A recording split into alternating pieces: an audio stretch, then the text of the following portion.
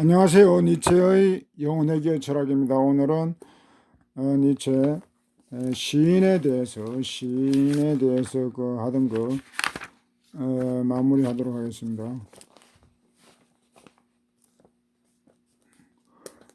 지난 시간에 그 시인들을 바다가 깊어 보이게 하려고 그들은 모든 물을 흐려놓는다. 세상을 혹세무민하면서 시인들이 망친다는 뭐 그런 내용까지 했습니다. 오늘은 이렇게 함으로써 그들은 기꺼이 화해하는 자로 행동한다. 그러나 내가 보기에 그들은 중개인이고 혼합하는 자이며 어중이 떠중이 불순한 자에 지나지 않는다. 불순한 지나지 않는다. 그러니까 그 뭐 이렇게 시인들이 사회적으로 어떤 뭐 조정자 역할을 하고 그런 걸 뭐 자처한다고는 하지만은 니체가 볼 때는 그냥 어중이 떠중이 뭐 중개인, 중개꾼, 뭐 거간이라고 그러죠. 거간꾼. 뭐 혼합하는 자, 뒤섞는 자, 뭐 이런 불순한 자에 불과하다는 것입니다. 제가 볼 때는 사회적으로 중요한 어떤 그런 기능을 담당하고 있는 그런 존재가 시인이긴 하지만 니체에게는 한마디로 아무것도 아니라는 거죠. 어중이 떠중에 불과한 존재. 나는 그대들의 바다에 나의 그물을 던지고 좋은 고기를 잡으려 했다. 그러나 나의 손에 들어온 것은 언제나 그 어떤 낡은 신의 머리일 뿐이다. 낡은 신. 이것도 종교죠, 종교. 그 니체가 이제 저 시인들을 갖다가 비판하는 그 가장 그 근거가 되는 것이 이제 그 종교성인데, 이 지금 바다라고 하는 것은 좀 좋은 의미로 니체가 주로 쓰는 말인데 여기서는 좀 부정적입니다. 그 시인들을 갖다가 바다에 이렇게 비유하는데, 그 시인들이 바다에 그물을 던져서 뭔가를 낚아 올리려고 했더니 낚이는 것이 낡은 신의 머리, 그러니까 종교의 어떤 그런 잔재들, 그런 것밖에 없다는 것입니다. 그러니까 그 시인들이 종교의 어떤 그런 품 안에서 그렇게 놀아난다는 것이죠. 낡은 신의 머리일 뿐이다. 굶주린 자에게 바다는 이와 같이 돌덩이 하나를 주었다. 그러니까 뭐 돌덩이, 이 종교를 갖다가 돌덩이 이제 니체를 비유하는 거죠. 돌덩이에 불과하다. 시인들 자신도 바다에서 태어났으리라. 여기서 이제 바다가 원래는 니체가 이제 초인을 상징하는 그런 개념으로 아주 중요하게 이거 다룹니다. 근데 여기서는 또 바다를 아주 나쁜 의미로, 그러니까 시인들이 바다에서 태어났다는 것은 이거 상당히 부정적인 의미죠. 뭐 뒤 밑에 나옵니다만 뭐 소금에 쩔은 뭐 이런 거 짜디 짠 거 이런 부정적인 이미지. 그러니까 정상적인 인간이 아니라는 이제 그런 뉘앙스가 들어갑니다. 바다에서 태어났다. 인간에서 우리는 태어나는 것인데, 인간은 인간에서 태어나는데 인간이 아닌 뭐 다른 것에서 이제 태어났다는 그런 의미니까요, 이게. 물론 사람들은 그들에게서 진주를 발견하기도 한다. 진주를 발견하기도 한다. 그만큼 시인들 자신은 단단한 조개 껍질과 닮아있다. 다만 나는 시인들에게서 영혼 대신에 소금에 쪄은 점액을 발견했을 뿐이다. 뭐 끈적끈적하고 불쾌한 거죠. 이제 소금이라는 것도 우리는 좋은 의미가 이제 뭐 부패를 막는 그런 좋은 의미인데, 니체는 여기서 이제 소금을 나쁜 의미로 쓰고 있습니다. 뭐 서구에서는 이 소금이라는 말이 좀 부정적인 그런 의미가 강한 것 같아요. 정신이 없고, 이제 정신이 없는 시인들이 정신이 없고 소금에 쩔은 그런 어떤 불결한 어떤 그런 정욕만 발견된다 이 말이죠. 그들은 또한 바다로부터 허영심도 배웠다. 바다야말로 공작절 중에 공작하니까. 그러니까 시인들이 허영심이 많다는 겁니다. 바다로부터 바다의 시인을 비유하기도 하지만은 그 바다에서 나쁜 것만 지금 배웠다는 것입니다. 바다가 엄청 넓고 깊고 하니까 이제 그런 데서 시인들이 어떤 그런 결핍감 이런 걸 가지고 이제 허영을 부른다는 것이죠. 바다는 물소들 가운데 가장 흉한 물소 앞에서도 그 꼬리를 길게 펼친다. 바다는 결코 지치는 법도 없이 응가 비단으로 자신의 기다란 부채를 만든다. 그러니까 바다가 무슨 뭐 춤을 춘다는 것입니다. 춤을 부채를 들고 뭐 물소 앞에서 쇼를 하는 거죠. 꼬리를 길게 흔들고. 흉한 물소. 그러니까 제가 이제 동물들 상징하는 동물이 많은데, 이 소를 물소, 암소, 야생소, 황소, 이게 세 가지를, 소를 가장 이렇게 광범하게 사용합니다. 제가. 여기서 이제 물소하고 암소는 좀 부정적인 겁니다. 부정적인 거. 물소, 밑에 나오는 물소는 뭐 늪이고 덤불이고 이제 이런 얘기죠. 바다는 물소를 가운데 무뚝뚝하게 이 모습을 바라보는 물소의 영혼은 모래사장이고, 물소가 모래사장 같다는 것입니다. 그리고 덤불과 같고 그리고 늪과 가장 닮았다. 늪지대. 그러니까 물소라는 이미지는 여기서 뭐 메말 건조하고 이런 것이죠. 그래 덤불 뭐 엉클어지고 늪지대라고 하는 것도 이제 늪이라고 하는 것도 이제 도시에 제가 도시에 많이 비유하는데 여기서는 물소에 비유하면서 추악하다는 것입니다. 물소 이런 추악한. 그러니까 바다가 이런 추악한 흉한 물소 앞에서 이제 쇼를 하고 이 보여주기를 하고 이렇게 하는 것처럼 시인들도 이제 요런 짓을 한다는 거죠. 이제 이 비유가. 아름다움이라든지 바다라든지 공작의 장식 따위가 물속에 무슨 소용이 있겠는가 이 말이죠. 나는 이 비유를 시인들에게 한다면 시인이 이제 시인도 이렇게 물소에게 바다가 물소에게 이렇게 하듯이 시인들도 물소에게 이제 요때 물소는 이제 또 다른 의미가 되겠죠. 물소에게 이런 뭐 아름다움 뭐 바다 공작 장식 따위 이렇게 이런 식으로 해서 물소에게 잘 보인다는 거, 보이려 한다는 것입니다. 그러니까 물소에게는 아름다움 뭐 공작 이런 게 다 무용지물이죠. 아무 의미가 없는 짓을 쓸데없는 짓을 이제 하는 것이죠. 쓸데없는 짓을 참으로 그들의 정신 자체가 공작들 중에 공작이며 허영심의 바다가 아닌가. 공작들 중에 공작 보여주기 위한 뭐 그런 거. 그러니까 여기서 이제 또 이제 시인을 갖다가 바다라고 이제 비유했는데 이제 그러니까 시인을 바다라고 이렇게 비유하는 거는 바다 뭔가 또 긍정적인 그러니까 요 니체는 지금 시인에 대해서 애정이 있는 것입니다. 사랑과 정오가 같이 동시에 지금 있는 것이죠. 그러니까 바다이긴 한데 허영의 바다라는 것입니다. 바다가 초연을 상징하는데 허영이 있는 바다. 그러니까 긍정적이면서 부정적이죠. 여기에 뭐 방점을 뭐 앞이냐 뒤냐에 따라서 의미가 달라질 수 있는데 하여튼 니체는 요 두 가지를 다 그런 허영적인 면이 있지만은 또 이제 바다다 이 말이죠. 시인들이. 그 앞에서 그 바다 그 이제 서문에 보면 제가 이제 바다를 이 바다 초인은 바다다 이제 초인은 바다라고 이렇게 말하죠. 인간은 강물인데 우리는 먼저 바다가 되어야 한다. 그래서 더러워지지 않으면서 더러운 강물을 갖다가 받아들인다.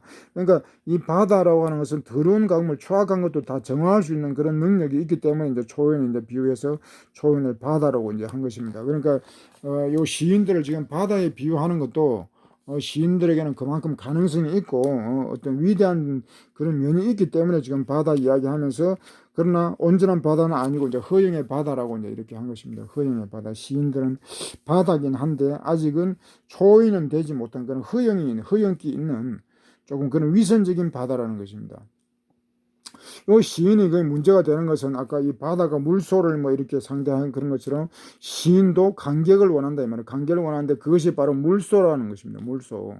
그러니까 시인이 간격을 원하는 건 그것은 필요한데 그 대상이 고작 물소 정도. 그러니까 물소 여기서 물소는 낙타급 정도 보면 되죠. 낙타 정도. 그러니까 노예들 상대로 하는 그런 시 그게 무슨 의미가 있냐 이 말이죠. 시인이 되면은 적어도 사자를 위하고 아이를 위한 건 초인의 어떤 세상, 초인을 위한 그런 어떤 시를 써야 되는데 고작 물소, 낙타 정도 그런 존재를 위해서 시를 쓴다는 것은 전혀 의미가 없는 것이죠. 물소가 뭐 사자를 되게 한다거나 그런 게 아니고 그냥 물소에 아부하는 비유를 맞추는 그런 바다가 아까 그 바다가 물소에게 뭐 이렇게 쇼를 부리고 뭐 춤을 추고 하듯이 물소에만 그 비유를 맞추는 수준을 맞추는 그런 존재. 그러면 시인도 물소밖에 안 되는 거죠. 노예들의 어떤 그런 왕도 노예에 불과하듯이 물소의 어떤 수준에 맞춰서 시를 쓴 그런 시는 시도 아니고 그냥 똑같은 존재가 되어버리는 것이죠. 그러나 나는 이 정신에 지쳤다. 이 정신 이렇게 물소 정신, 시인의 정신이 바로 물소 정신이라는 것입니다. 정치다. 나는 이 정신 자체가 자신에게 지치는 때가 다가오는 것이 없나. 그러나 시인들은 이것을 알고 자기 자신이 어떤 그런 자기 자신에게 실망한다는 것입니다. 나는 시인들이 이미 변해가서 그래서 시인들은 변하고 있다. 자신에게로 시선을 돌리고 있다. 자기 자신 성찰을 한다는 거예요. 시인은 자기의 한계를 아는 거죠. 자기의 어떤 그 주제를 알기 때문에 이제 이렇게 자신에게 지친 후에 다시 자신에게로 이제 자기 비판을 하게 된다. 자신의 시선을 돌린다. 자기 비판을 한다는 것입니다. 그래서 이제 니체는 시인에게는 그래도 희망이 있다는 거죠. 시인에 대해서는 좀 무자비한 비판을 했지만은 그래도 이제 끝에서는 시인들은 정신의 속죄자, 정신의 참여자, 자기 비판을 할 수 있는 사람들이다. 그래서 이 속죄자는 시인들로부터 성장한다. 이런 시인으로부터 속죄자가 나왔고 이런 속죄를 함으로써 이제 초인이 된다는 것이죠. 이제 희망이 이렇게 되는 거죠. 그러니까 니체는 그 인간 중에서도 시인을 가장 그 높이 평가한다고 볼 수 있습니다. 자기 자신도 시인이고 뭐 시인보다도 이제 더 철학하는 시인이기 때문에 또 급수가 더 높은 것인데 하여튼 이 시인에 대해서는 니체가 이제 신뢰를 하지 않을 수가 없죠. 그렇게 그만큼 신뢰, 사랑을 하기 때문에 또 그만큼 또 비판도 더 강하게 하는 것이죠. 근데 마지막에 이렇게 또 이제 희망을 얘기함으로써 시인에 대한 긍정, 부정과 긍정이 여기서 다 있다고 하겠습니다. 요 시인에 대해서는. 요 시인이 중요한 이유가 뭐 시인이 죽었다 뭐 그런 말이 있고 뭐 그런 책도 있는 건 모르겠는데 하여튼 시인이 죽었다는 이 말은 그 완전히 그 인간 전체에 대한 문제. 시인이 그도 니체가 볼 때는 가장 순수한 면이 있고 이런 그런 존재인데 이 시인이 죽었다 그러면 다른 거는 볼 것도 없는 거죠. 그러니까 시인이 죽었다라고 얘기한다면은 니체도 여기서 이제 그런 주장도 했다고 볼 수 있는데 그렇게 말했을 때는 이미 학문, 예술 이런 것도 다 죽었다는 것입니다. 뭐 종교가 죽었다, 신은 죽었다라고 함으로써 이제 종교가 죽었다고 했는데 그것도 다 이 뭐 인간의 어떤 그런 사망까지도 다 예고하고 그런 뜻입니다만은 시인이 죽었다 요 말도 예술과 문화와 뭐 학문 이런 것들이 다 죽었다는 것입니다. 그런 내용을 요 시인을 비판하면서 하면서 그런 것까지도 다 여기서 이야기한다고 암시한다고 하겠습니다. 그러니까 시인이 문제가 있다 그러면은 그 사회는 볼 것도 없는 것이죠. 그러니까 우리 사회에서는 그래도 아직도 시인들이 존중받고 그렇게 하고 시인들에 대한 어떤 그런 사회적 인식이 뭐 부정적이지는 않다고 생각됩니다. 그런데 이 자본주의 하에서 시인들이 크게 뭐 그렇게 사회적으로 역할을 하는 것 같지는 않습니다. 뭐 자본주의 안에서 자본주의 어떤 체제 수능적인 어떤 그런 심한 난무하는 게 아닌가. 뭐 시다운 씨가 요즘에는 별로 그렇게 등장하는 것도 같지도 않고 하여튼 시인들의 어떤 그런 역할이 중요한데 책임, 사명감 이런 게 필요한데 오늘날 우리 한국에서도 이 시인들이 제대로 제 기능과 역할을 못하고 있는 게 아닌가. 그런 걱정이 됩니다. 하여튼 요 시인들이 죽은 사회라고 하는 것은 그 사회가 총체적으로 부패한 사회다. 어쩌면 끝난 사회인지도 모른다라고 할 수 있을 정도로 이 사회의 어떤 그런 척도, 건강성의 척도라고 할 수 있습니다. 우리가 시인들이 과연 제대로 존재하는가, 제 기능을 하는가 이런 걸 좀 감시를 하고 또 관심을 가져야 되겠죠. 그러면 오늘은 커다란 사건. 요 커다란 사건이란 말의 뜻이 많죠. 요게 뭐 사건 사고할 때 뭐 그런 의미가 아니고 역사적 사건, 뭐 정치적 사건, 세계사적 사건 그런 큰 사건, 커다란 사건이니까 그런 인류사적 사건 그런 걸 지금 얘기합니다. 여기서 뭐 프랑스 혁명을 좀 염두에 둔 것 같아요. 제가 프랑스 혁명의 어떤 그 의미, 그 가치에 대해서 좀 부정적으로 평가하는 그런 내용입니다. 이 앞에 내용들은 조금 화산이 뭐 폭발하고 뭐 행복해서 뭐 이 나오는데 뭐 우화 같기도 하고 황당한 뭐 내용 같기도 해서 좀 넘어가겠습니다. 좀 앞에 서문 같은 서술 같은 뭐 그런 황당한 좀 얘기들이니까 넘어가서 본격적으로 이 불개라는 이름으로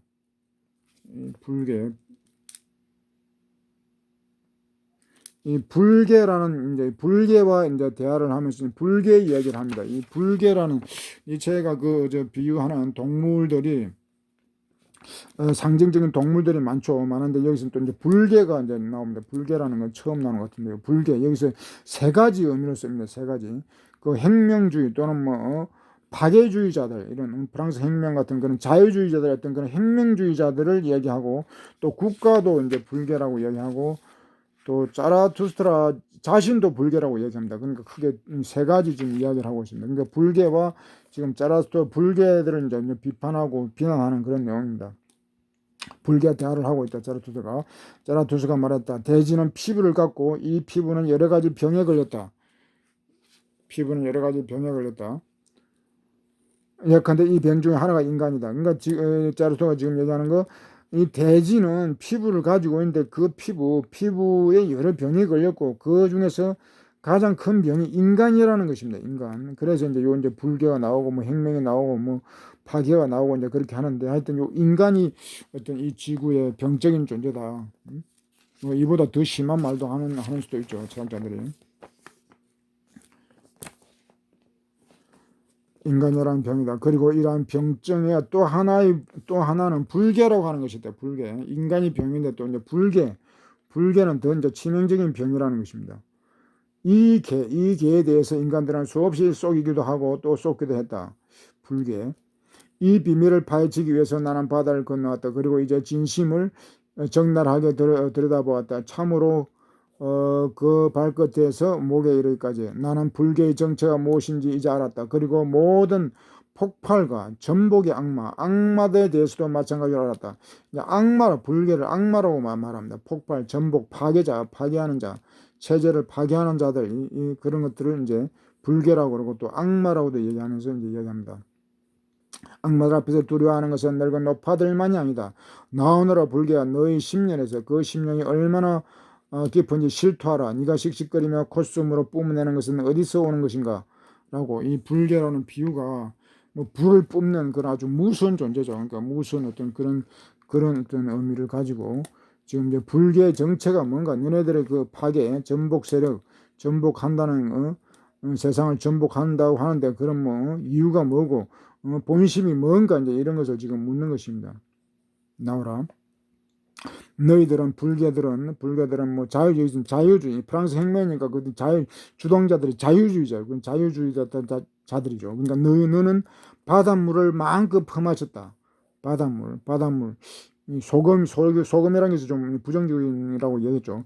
짜디 짠 웅변이 은설 짜릿한 웅변이 그것을 말해준다. 그러니까 요 불개들 자유주의자들은 이게 짜디 짜다 그러니까 뭐 시원한 그런 게 아니고 짠맛밖에 모르는 그런 아주 나쁜 존재라는 것입니다. 참으로 너는 깊은 곳에 사는 동물로서 그런데 이제 깊은 곳에서 살고 좀 뭐 깊은 것을 추구한다고 이제 그걸 하는데 너무 가다하게 표면으로부터 영양을 섭취한다. 영양 섭취는 표면에서만 한다는 것입니다. 깊은 곳에 뭐 있다는 둥 하면서 이제 좀 고귀한 척은 하지만 영양 섭취하고 살아가는 모든 어떤 그런 것은 다 표면에서 그러니까 표피적으로 그렇게 흘러간다 이 말이죠. 나는 기껏해야 너를 대제의 복화술사 그러니까 요 이제 요런 자유주의 혁명가들을 그냥 복화술이라고 하는 것은 뭐 배로 말하는 그런 건데 요 이제 말 그대로 하면은 근데 요 이제 거짓말장이 뭐 이제 거짓말 기만하고 이제 뭐 선동이란 말 좋은 뜻도 있는데 하여튼 뭐 나쁜 선동가라고 이제 한다는 것입니다. 너희들은 선동가 복화술사에 불과하다. 전복과 뭐 이런 폭발 전복 좋은 말이죠. 전복은 근데 폭발 파괴 뭐 이런 악마들이 연설하는 것을 들을 때마다 나는 그들이 너와 똑같다. 그러니까 뭐 악마하고 이제 불개하고 뭐 같다는 것입니다. 악마 괴물이라는 것이죠. 짜디 짜고 기만적이고 천박하다 이 말이죠. 기만적이고 천박하기까지 하다.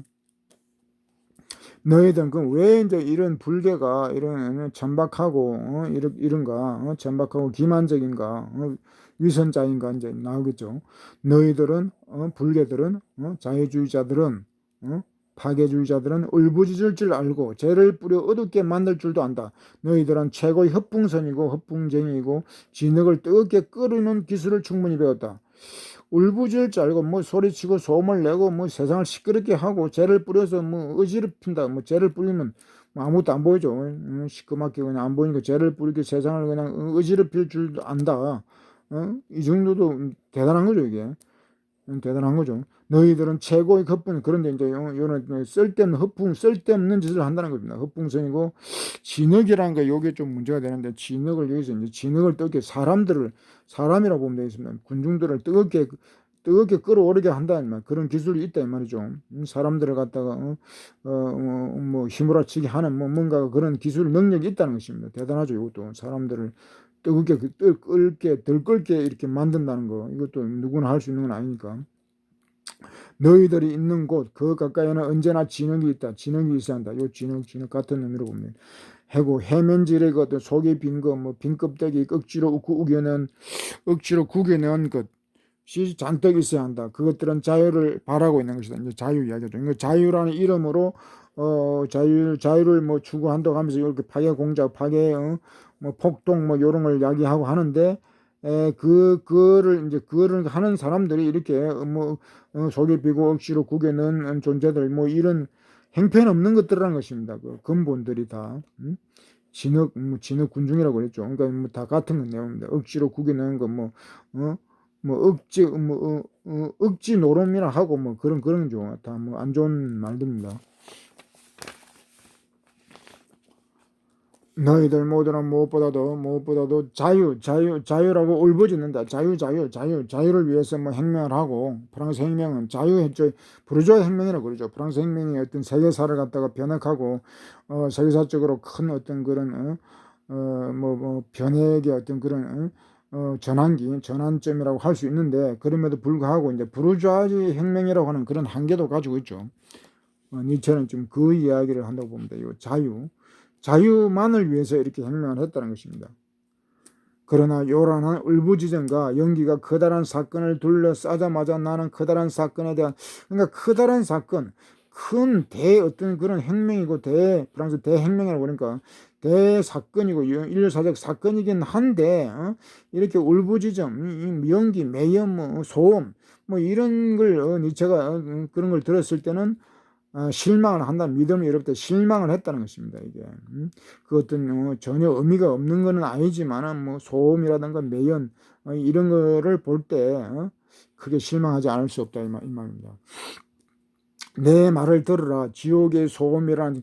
그런데 이제 지옥의 소음, 요 소음을 또 긍정적으로 니체는 왔다 갔다 합니다. 이게 긍정적으로 부정적으로 했다가 또 지옥의 소음인데 친구라고 또 불러주는 것은 뭔가 또 이게 좋은 점이 있다는 것이죠. 지옥의 그런 지옥 같은 그런 어떤 세상을 만들었다 뭐 그런 의미로 볼 수 있는데, 그럼에도 친구라고 이렇게 부르는 것입니다. 커다란 사건, 그것은 우리들의 가장 요란한 시간이 아니라 우리들의 가장 고유한 시간인 것이다. 고유한 시간이 될 수 있다는 거예요. 이것이 계기가 요란했지만 또 뭔가 고유한 시간이 반전이 일어날 수 있는 그런 시간이, 그런 사건이었다는 것입니다. 새로운 소음을 장안한 자들의 둘레가 아니라 새로운 가치를 장안한 자들의 둘레를 세계는 돌고 있다. 세계는 소리도 없이 돌고 있다. 그러니까 요 이제 세계라고 하는 것은, 세상은 이렇게 소음을 내고 뭐 매연을 이렇게 피우고 하는 그런 그러니까 파괴하는 자들에 의해서 세계는 돌아가는 것이 아니고, 가치를 창조한 자들에 의해서 세계는 돌아가야 한다는 것입니다. 니체가 요거 이제 그러니까 파괴보다 창조, 건설의 의미, 건설을 더 이제 비중 있게 이렇게 이제 중시한다는 것입니다. 이게 그러니까 우리가 파괴한다고 해서 그것이 뭐 세상이 나아지거나 그렇지는 않고, 가치가 있어요. 가치. 그러니까 뭐 새로운 선악이죠. 새로운 도덕을, 새로운 철학을 가지고 있을 때 그때 이제 세계가 변화가 일어나는데, 요런 이제 프랑스 혁명 같은 경우에는 이런 새로운 철학이 없었다는 것입니다. 우리 역사에서도 마찬가지죠. 우리 역사에서도 새로운 철학이 없었을 때 어떤 여러 가지 문제들, 우리가 해방이라고 하는 엄청난 그런 그 역사의 어떤 변환기를 맞아가지고, 이제 해방이라는 것도 우리가 독립운동을 해서 우리 스스로 그것을 갖다 획득한 것이라고도 볼 수 있습니다. 뭐 해방이 주어졌다라고 하는데, 그렇지는 않고 수많은 뭐 수백만, 뭐 300만 명이라고 하는 그 독립투쟁에서 그 희생이 되었는데, 그런 엄청난 희생을 치른 나라는 세계적으로도 없습니다. 하여튼 우리가 이런 독립을 쟁취했다고 했을 때, 그건 이제 쟁취해서 했을 때, 그렇다면 이제 그 해방이 되었으면은 새로운 사회를 우리가 만들어 나갔어야 되는데, 우리가 그런 새로운 사회를 만들지 못하고 또다시 식민지로 전락하고 말죠. 일본에서 이제 미국의 식민지로 전락하게 되는데, 물론 뭐 식민지로 하기는 뭐 그런 학설은 아닙니다만, 하여튼 그 미국의 어떤 속국으로 사실상 속국으로 전락하게 되고, 그렇게 된 이유는 이렇게 니체가 볼 때 니체 요 말로 하면은 새로운 가치를 우리가 창조하지 못했다는 것입니다. 그러니까 새로운 세상에 대한 어떤 그런 비전, 해방 이후의 어떤 그런 비전, 그런 계획이 없었기 때문에 다시 어렵게 해방이 되었음에 불구하고 이제 미국의 어떤 그런 속국으로 다시 전락하고 마는 3년만 해방 후 3년은 미국의 완전한 식민지였죠. 미국에 점령하여서 미군정이 실시되었으니까. 그런데 그 3년으로 끝난 것이 아니고 지금 오늘날까지도 정치적, 사회, 문화적으로 미국의 어떤 절대적인 영향권 안에 있기 때문에 오늘날도 사실 이 남한 사회를 자주국가라고 할 수 있는가 하는 문제가 되는 것입니다. 그처럼 니체는 이런 파괴 해방만으로는 그거는 큰 의미가 없고 새로운 어떤 세계에 대한 그런 비전과 철학이 있냐 없냐 하는 것이 이제 결정적이라는 것을 좀 여기서 이야기한다고 봅니다. 세계는 가치를 창조한 자들에 의해서 주변으로 돌고 돌아간다.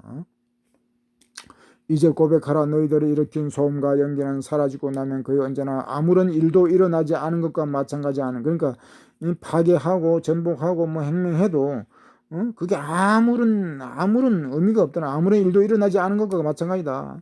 아무런 의미도 없을. 물론 프랑스 혁명이 아무런 의미가 없는 건 아니죠. 프랑스 혁명은 엄청난 세계사적인 사건이긴 하지만 그 부작용도 엄청났다는 것입니다. 그 부작용도. 그 니체는 프랑스 혁명 이후에 오히려 정신적 노예화가 더 이제 강화되었다고 얘기하고, 미셸 푸코 같은 경우에도 뭐 그것을 갖다가 다시 또 재확인해주고 있죠. 미셸 푸코는 뭐 현대 사회를 갖다 현대 사회까지도 완전히 그냥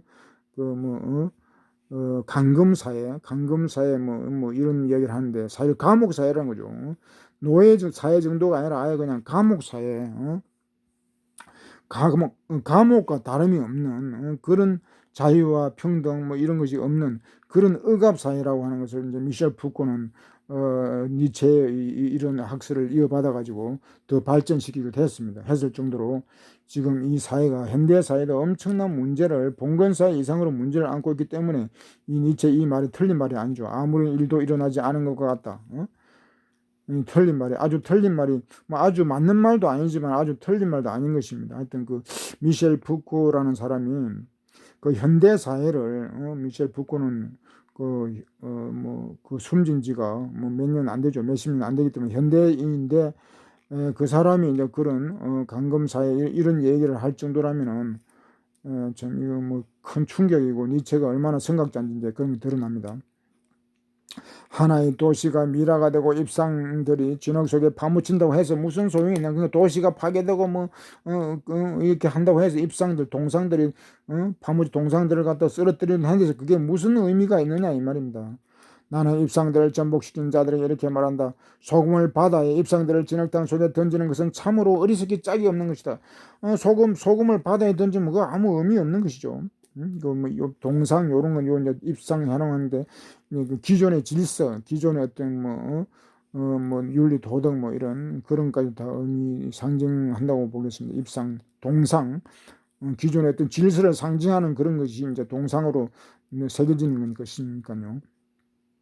너희들의 어떤 경멸한 진흙탕 속에 입상은 쓰러져 있었다. 그러나 경멸 가운데서 다시 생명을 얻고 생생한 아름다움이 자라나는 것, 이것이야말로 바로 입상의 법칙인 것이다. 또 반전이 또 일어납니다.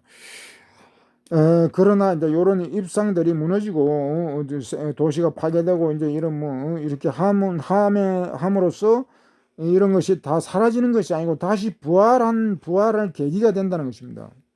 혁명이라고 하는 것이 제가 이제 이것도 부정적으로 보지 않는 것이 혁명, 그런 어떤 부르자지 혁명이라 할지라도 새로운 어떤 세계를 열을 제낀다는 것입니다. 이런 입상이 다시 부활한다는 것은 그러니까 입상들은 이제 고통마저도 이기는데 더 거룩하고 매력적인 모습으로 다시 일어선다. 그래야 참으로 자기들을 전복시키는 데 대하여 입상들은 너희들에게 감사하리라. 감사. 그러니까 요 입상들, 구질서가 파괴되었지만은 다시 부활한다는 것이죠. 이게 부활. 그러니까 요 니체는 이거 부활할 필요가 있다는 것을 니체는 좀 여기서 이야기하는 거예요. 그러니까 요 이제 프랑스 혁명 같은 경우가 문제가 되는 게 뭐냐면은 새로운 시대를 연다고 하는 것은 좋았는데 과거를 갖다가 과거 역사를 갖다가 완전히 다 제거해버린 거예요. 귀족의 씨를 다 말려버렸다는 것은 뭐죠?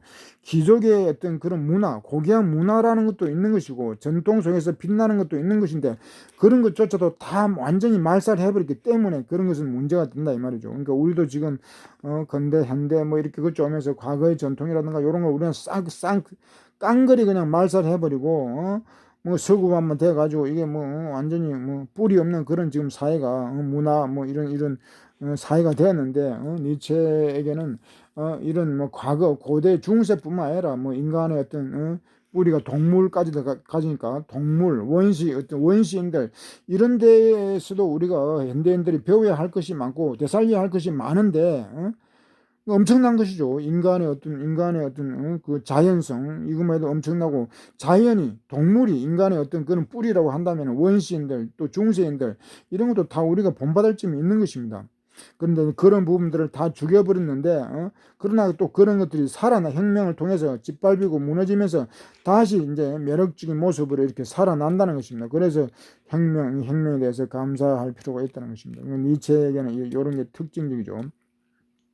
우리는 근대, 현대 뭐 이런 이름으로 과거를 다 지워버리고 다 묵살해버리고 다 제거하고 우리에게 사실 전통이라는 게 남아있는 게 별로 없죠. 우리 민족에도 전통적인 어떤 그런 아름다운 그런 것도 있는데 뭐 이를테면 서구에서 어떤 뭐 신사도 이런 게 있고 우리나라에도 뭐 선비도 이런 것이 있는데 요런까지 우리가 다 지금 없애버렸죠. 그러니까 귀족이라고 하는 것이 그런 뭐 악랄함만 있는 게 아니고 고귀한 어떤 문화 그런 양식이 있는데 이제 그런 것마저 다 이제 우리가 죽여버렸다는 거. 과거 전통의 어떤 그런 아름다운 미풍양조까지도 다 죽여버렸다고 하는 거죠. 그러면서 새로운 것이라고 하는 것이 고작 이제 서구 미국적인 것을 다 받아들여 가지고 미국화하면서 그것이 새로운 사회다. 그러니까 정신적으로 문화적으로 지금 다 미국의 식민지. 그러니까 정말 식민지라고 하는 것을 우리가 이렇게 뼈아프게 되돌아봐야 하는 이유가 물질적으로도 다 이제 서구화가 됐지만은 정신적으로 미국화되었다는 것입니다. 우리의 정신이라고 해서는 남아있는 것이 하나도 없고 정신, 문화 이런 것이 다 미국화되어 가지고 과연 우리에게 우리의 것이 있는가, 우리의 혼이 있는가? 그렇다면 한국이라는 것이 존재하지 않는 것이죠. 한국인이라는 것도 없는 것이고 그러면 이거는 뭐 완전히 그냥 헛된 그런 세상이 되고 헛된 인생이 되는 것이죠. 그러니까 니체는 이제 그 이야기를 지금 하는 것입니다. 새로운 것이 그런 혁명을 통해서 모든 것이 다 깡그리 무너지면서 거기에 또 자극받아가지고 그것이 또 부활한다는 것입니다. 거룩한 모습, 매혹적인 모습, 뭐 다른 책에는 매혹이라는 말을 들어있습니다. 이렇게 부활하게 하는 그런 계기도 되기 때문에 또 이제 불교들의 이런 파괴 공략, 파괴 행위들이 대사건들이 또 의미가 전혀 없는 것은 아니라는 것입니다. 그러나 왕들과 교회 그리고 노쇠하여 그 덕이 쇠약해진